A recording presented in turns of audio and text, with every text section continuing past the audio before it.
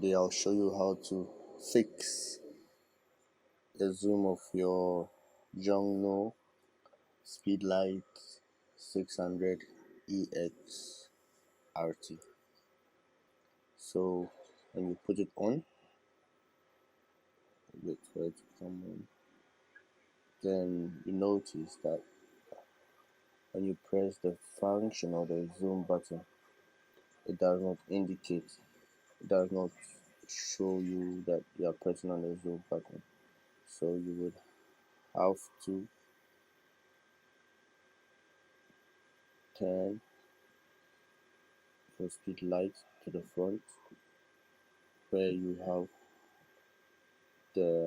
where the flash pops up. Then you hold your diffuser and you push it back in like this. Make sure you push it well inside, if not it won't still work because it's connected to, I don't know, some buttons inside. Now when that is done and you press your zoom or function button again, you notice that it does show you that it's working now.